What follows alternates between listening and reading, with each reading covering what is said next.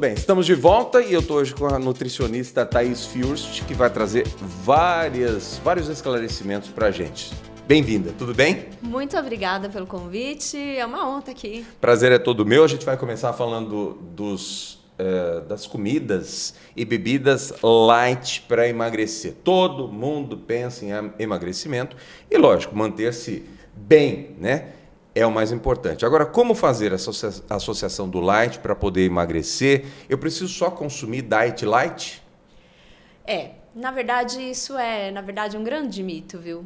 Porque, afinal de contas, a gente precisa ingerir calorias, né? De um jeito ou de outro, a gente precisa de calorias para sobreviver, porque a gente tem essa necessidade energética, né? O cálculo que a gente faz é para atender a demanda energética, isso envolve calorias. E produto Diet Light são associados a 0 calorias. Então, todo mundo fala, o mínimo de calorias possível, pelo menos eu encho a barriga, né? Preencho esse espaço vazio e não ingiro calorias. E isso pode ser um grande erro. Porque por que a gente se alimenta? A gente se alimenta porque a gente tem uma demanda nutricional. Uhum. A gente tem que manter a nossa glicemia estável, nós precisamos de macro e micronutrientes para manter o nosso metabolismo funcionando. Se faltam alguns nutrientes, nós temos uma deficiência. E que o Diet Light nem sempre fornece essas calorias. Na maioria das vezes, eles não fornecem nutriente nenhum. Nenhum? Porque a gente precisa de calorias. O que a gente precisa aprender a fazer, que a gente vai conseguir ter um resultado bem melhor em relação ao emagrecimento, é escolher essas calorias de maneira inteligente. Fazer escolhas alimentares Então, inteligentes. quais são os benefícios, enfim, do Diet Light? Então, isso muitas vezes... Eles emagrecem mesmo? É bom, por exemplo, para um paciente diabético ok. que está começando o processo de reeducação alimentar, que está começando o processo de mudança de estilo de vida. Então, a ingestão de alimentos diets, né, os dietéticos, sem adição de calorias, pode ser uma transição interessante nesse momento. Uhum. Mas o problema é que algumas pessoas saudáveis, sem essa necessidade, acabam ingerindo e abusando. Qual que é o problema desses alimentos? Eles normalmente contêm muitos aditivos químicos. Então, por exemplo, um chocolate diet, ele não contém açúcar. Porque a ideia é não ter o açúcar. Okay. 0 açúcar. Mas para compensar e manter a textura e o sabor palatáveis, assim, para ter um sabor agradável do alimento, ele tem muito mais gordura do que o tradicional. Então, é acrescido muito mais gordura normalmente, uma gordura de baixa qualidade, que acaba deixando pior a qualidade do alimento. Agora, então, o efeito disso no nosso metabolismo, e muitas vezes muito mais calórico, porque a gordura tem mais calorias do que o carboidrato. Agora, me apegando no chocolate, então, eu adoro chocolate, por exemplo. Uhum. Eu consigo fazer uma transição facilmente do chocolate normal para o chocolate diet ou light? Não. Por que você faria isso? Eu consigo me adaptar? Então, mas qual seria a intenção de ir para o diet light? Para poder melhorar a saúde? Então, aí que tá. O chocolate é um produto extremamente saudável. O cacau em si, ele contém flavonoides que são ricos em anti-inflamatórios, por exemplo. Tá. Então, ele pode ajudar, inclusive, no emagrecimento. A questão é, o diet, ele muitas vezes é mais calórico do que o tradicional, do que o chocolate ao leite. Ou o chocolate 70%, né? O que os estudos falam? Que acima de 65% o teor de cacau, você já tem benefícios para a sua saúde. Né? E o chocolate mais natural... Então fica a dica, é bom comer chocolate acima de 65%, é isso? Eu gosto. Você gosta? Gosto, porque eu gosto de chocolate amargo. Então, aí nesse caso você não precisaria passar e chegar no diet ou light. Ok. Entendeu? Posso consumir um chocolate normal acima de 65%. Exatamente. Tá. Né? Consumindo chocolate de boa qualidade, dificilmente você vai abusar, porque a forma de você comer também fica diferente. Bom, essa questão é muito delicada, né? Agora, eu queria comer errado, por exemplo. Comer errado. Você tem um trabalho muito estressante ou muito corrido. O dia a dia é corrido. Comer fast food, que a gente já falou muito, ou comer pizza, lanches, enfim. Não estou falando mal, até porque é gostoso de vez em quando. Agora, quando você consome demais, come errado, o que pode ocasionar na gente? em cada um de nós? Aí depende muito. Normalmente, esse tipo de alimento tem um valor calórico muito alto, né? Então, e ele não sacia tão bem quanto um prato de comida normal. Tá. Né? Ele tem... Às vezes cai com uma bomba calórica, né? Às vezes cai no estômago terrivelmente. O que é muito comum?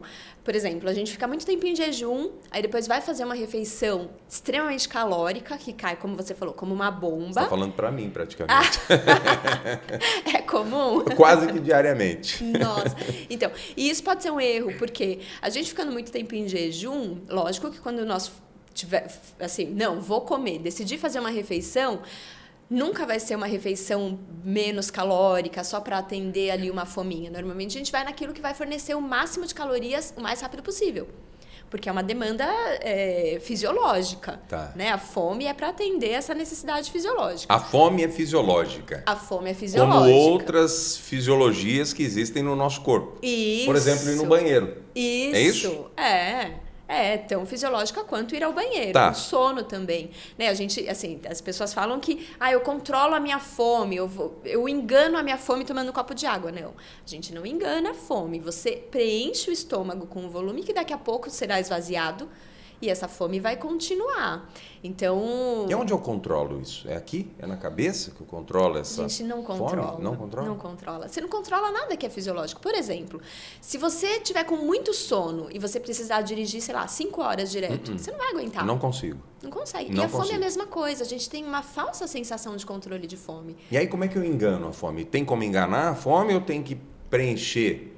O ideal é a gente aprender a entender o corpo, o momento certo de comer, qual é o tamanho da sua fome e respeitar isso. Aprender a comer. Aprender a comer, aprender a lidar com a sensação fisiológica de fome. E é fácil isso? Não.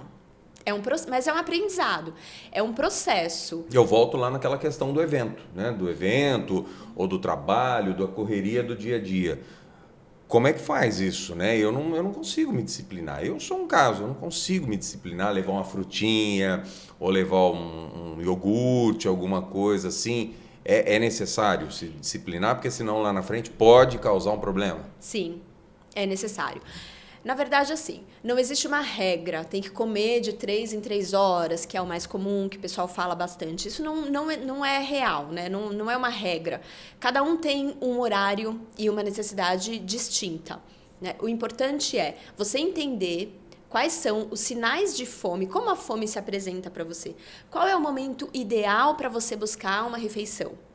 E respeitar aquilo. Não, mais ou menos por volta de 10 horas eu sinto fome. Então, por exemplo, eu não consigo comer de manhã. Eu vou dar um exemplo meu. Eu não consigo comer de manhã. Assim que eu acordo, eu vou sentir fome lá para as 10, 10 e meia da manhã.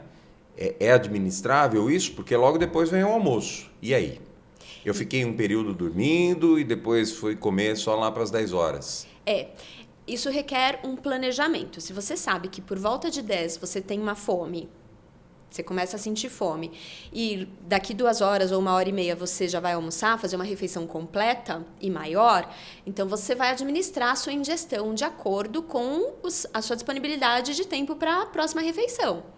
E o quanto isso vai te deixar confortável até a próxima refeição. O ideal é que você não chegue na hora do almoço desesperado de fome. Porque... Vai lá, mata um boi. Exatamente. Né? Porque, no fim das contas, nós somos tão animais quanto os animais irracionais. Quando se trata de necessidade fisiológica, a gente atende e ponto final. Então, é muito comum acontecer de você chegar desesperado de fome. Uma fome de leão. Aquela fome que você come o que vê pela frente, mesmo aquilo que você não gosta. Por exemplo, eu não gosto muito de bala. Não gosto. É uma coisa que não faz parte. Mas se eu tiver com muita fome... Você vai nela. Eu chegar em algum lugar que tem um prato de salada... Bonita até a salada, ok. Que eu gosto.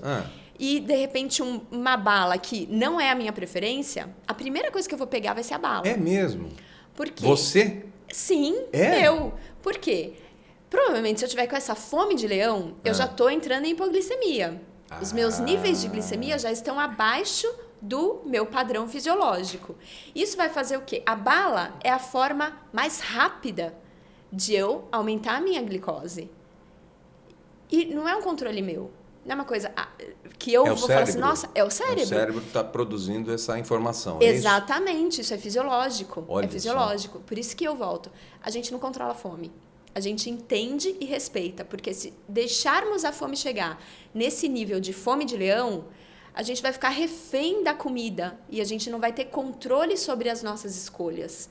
E a gente nunca vai fazer uma escolha inteligente nesse momento. O nosso metabolismo faz parte de tudo isso, porque o meu metabolismo, vou falar de mim de novo, doutor, estou fazendo quase uma consulta aqui, mas o meu metabolismo é muito rápido.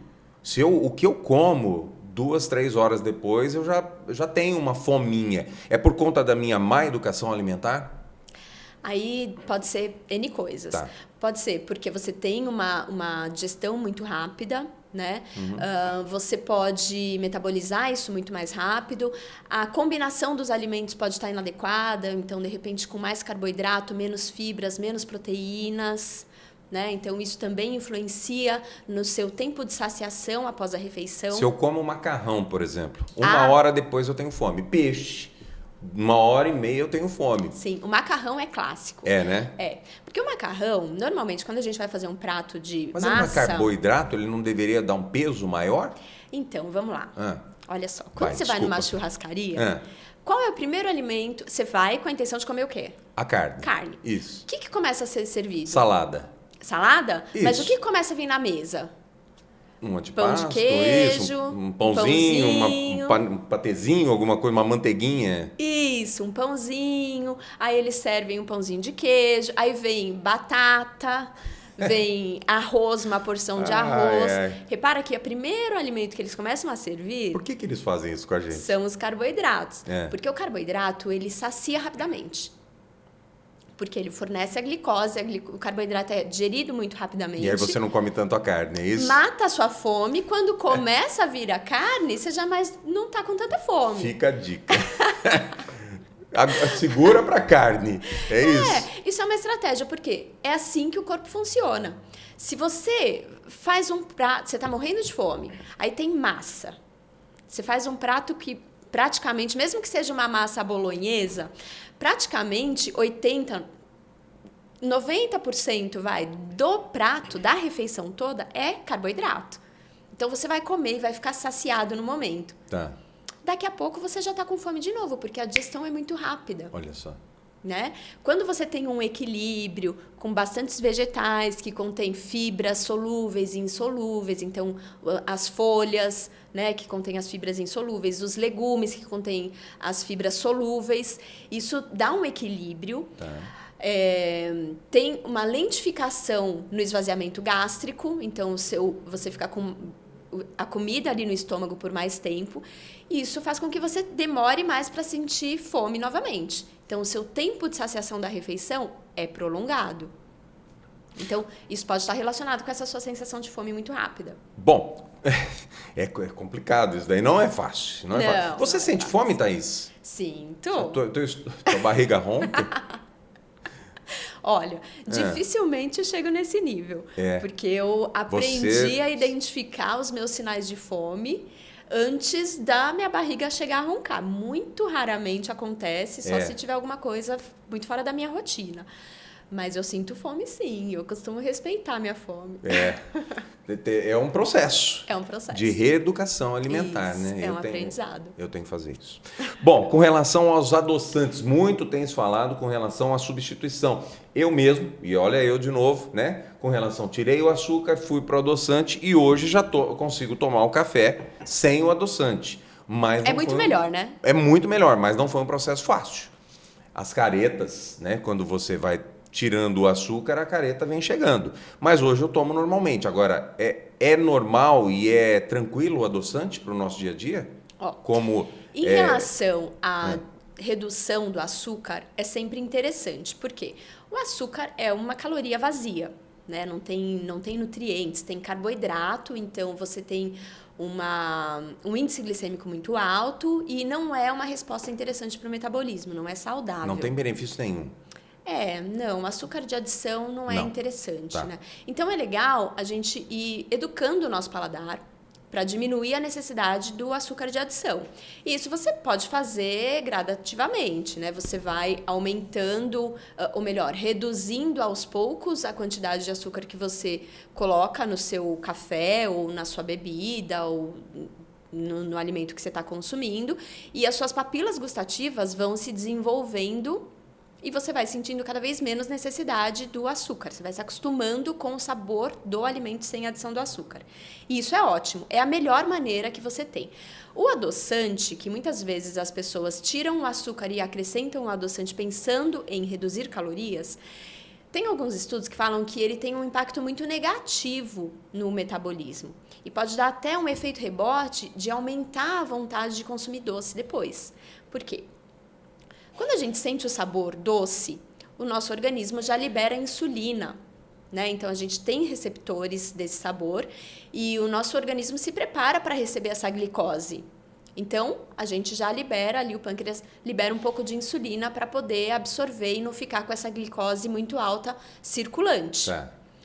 E você consumiu um café com adoçante, ou seja, sem glicose, sem o carboidrato. O que vai acontecer? Essa insulina circulante vai ficando alta e vai chegar um momento que você vai ter muita vontade de consumir açúcar. Então, você vai no doce, você vai no bombom, você vai numa bala. Isso. E isso acaba sendo efeito rebote e mais prejudicial ainda do que se você tivesse posto um pouquinho só de açúcar e reduzindo gradativamente. Tá. Agora, como chegar ao café puro, né? É fácil? Para mim não foi fácil. Já vou dizendo. Do açúcar pro adoçante e depois pro café puro. É a melhor saída? Então, o ideal é que você reduza a quantidade de açúcar de adição. Então, você põe uma colher cheia, você coloca metade, aí depois você coloca um quarto da colher. Tá, mas eu quero dizer o seguinte, meu corpo vai sentir falta desse adoçante ou desse açúcar? De maneira nenhuma. Nenhuma. O corpo não. Talvez você sinta no paladar a diferença, mas também você vai amadurecendo o seu paladar. Isso, o paladar vai se acostumando, mas o corpo não vai sentir falta. De maneira nenhuma. Nem do açúcar, nem do adoçante. Não. De forma nenhuma, pelo contrário. O adoçante, ele pode ter alguns prejuízos no metabolismo. Então, ele pode atrapalhar, por exemplo, a microbiota. Tem alguns estudos que falam isso, né? Que influencia negativamente na qualidade e no perfil de bactérias intestinais. E isso pode trazer alguns prejuízos para a saúde também. Então, o ideal é deixar a alimentação o mais natural possível. Okay. É igual o sal. É igual o sal. Vai tirando aos pouquinhos até o paladar se acostumar com o mínimo e ótimo. E um dia chegar a não ter mais. É o mesmo caso do refrigerante? Refrigerante diet, light, doutora Thaís? Então, é a mesma coisa. Então, todo mundo toma, né, o refrigerante diet zero sem a intenção de adicionar calorias na refeição. É porque por muitas vezes a gente sente que o diet, light ou zero tem, às vezes, pode ser bobeira, mas ele tem mais açúcar? Não, ele contém adoçante no lugar, adoçantes artificiais no lugar do açúcar. Então ele não tem calorias. Mas faz tão mal quanto o normal? É porque não é natural, né? Como que, assim, o organismo vai metabolizar aquele produto que é 100% artificial? Não é saudável, né? Quando entra no nosso organismo, não traz benefícios, né? Eu faço muito uma analogia no consultório, que eu gosto bastante, que é o seguinte: se entra uma ferpinha no seu dedo, já aconteceu? Várias vezes. Não gera uma inflamação? Isso. Por quê? Porque as suas células identificaram um corpo estranho ali. Tá estranho, então vai precisar inflamar para eliminar aquele agente agressor que pode levar o organismo à morte. O organismo é super dramático. E dentro do nosso trato gastrointestinal acontece a mesma coisa. Então, se a gente ingere alimentos ou produtos que não são naturais, que são 100% artificiais, o nosso organismo não reconhece aquilo como comida. E vai gerar processos inflamatórios dentro do nosso intestino para poder eliminar. E refeição após refeição, com alimentos ricos em aditivos químicos, nós temos sempre uma inflamação acontecendo no nosso organismo. O melhor é não tomar refrigerante. Aí, eu concordo. Aí é a luta, né? Aí é tomar água no lugar. Então, mas aí é um processo, também, é um É. aprendizado. Sabe uma coisa que costuma dar muito certo, o pessoal gosta bastante? Suco de uva integral, aquele 100% uva. Eu gosto. Você coloca um pouco de suco de uva e água com gás. Bem Água com geladinho, gás. fica parecendo Fanta-uva. Fica uma delícia. Fica gostoso. Muito bem. E aí, nessa fase de transição, é interessante. E fazer drinks também com água com gás. Então, você faz um chá bem concentrado, deixa ele gelado e coloca água com gás. Você pode decorar com umas rodelas de limão ou de laranja, colocar especiarias. Fica bonito. Né? Fica bom. Você coloca numa taça bonita. Sim. E tá resolvido o problema. Dá aquela enganada. Dá aquela enganada. Thaís, vamos fazer mais? Opa. Eu quero que você venha mais vezes aqui para trazer mais esclarecimentos. Tem um monte de coisa para a gente falar, né? Nossa, no meio tem. nutricional, né? Tem muitos assuntos, realmente. Obrigado. Viu como é que as pessoas te acham, te encontram na internet? Claro, meu Instagram, Thaís Fiurst. É simples e é a forma mais fácil de me encontrar. Legal. Obrigado. Eu que agradeço, adorei e vamos marcar Até a mais próxima. vezes. Maravilha. Até a próxima para você também. Tchau.